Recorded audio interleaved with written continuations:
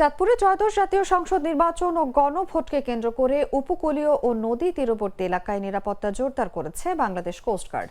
বুধবার দুপুরে চাঁদপুর সদর উপজেলার ইব্রাহিমপুর ইউনিয়নে নদী তীরবর্তী এলাকায় প্রেস ব্রিফিংয়ে এই তথ্য জানান ঢাকা জোনের জোনাল কমান্ডার মোহাম্মদ ইমতিয়াজ হোসেন।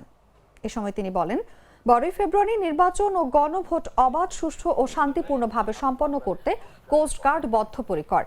18 জানুয়ারি থেকে 14 ফেব্রুয়ারি পর্যন্ত 28 দিন ব্যাপী বিশেষ কার্যক্রম পরিচালনা করা হচ্ছে।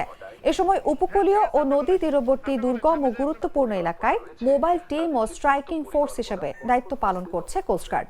তিনি আরও জানান, ঢাকা জোনের আওতাধীন নারায়ণগঞ্জ, মতলব উত্তর, চাঁদপুর সদর ও হাইমচর উপজেলার ঝুঁকিপূর্ণ ও স্পর্শকাতর এলাকায় মোট 39টি ভোট কেন্দ্রে বিশেষ নজরদারি, নিয়মিত টহল এবং তাৎক্ষণিক প্রতিক্রিয়ার মাধ্যমে নিরাপত্তা নিশ্চিত করা হচ্ছে। একই দিনে জাতীয় সংসদ নির্বাচনের পাশাপাশি আয়োজিত গণভোটের বিষয়টি কোস্টগার্ডের দায়িত্বপূর্ণ এলাকার সব বয়স ও শ্রেণী পেশার নারী পুরুষের কাছে তুলে ধরা হচ্ছে। তাদেরকে উক্ত পরিকল্পনা কঠোর হস্তে দমন করবেন। নদীর তীরবর্তী দুর্গম ও গুরুত্বপূর্ণ এলাকাসমূহে বাংলাদেশ কোস্টগার্ড মোবাইল টিম ও স্ট্রাইকিং ফোর্স হিসাবে দায়িত্ব পালন করবে।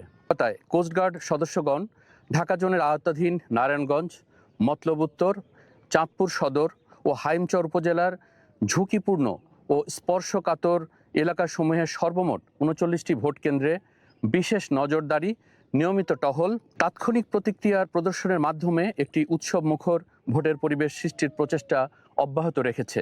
অন্তর্বর্তীকালীন সরকার ভবিষ্যৎ বাংলাদেশকে একটি জবাবদিহিমূলক ও জনকল্যাণমুখী সরকার গঠনের মাধ্যমে একটি সুখী ও সমৃদ্ধশালী বাংলাদেশ গড়ে তুলতে একই দিনে জাতীয় সংসদ নির্বাচনের পাশাপাশি গণভোটের আয়োজন করেছে।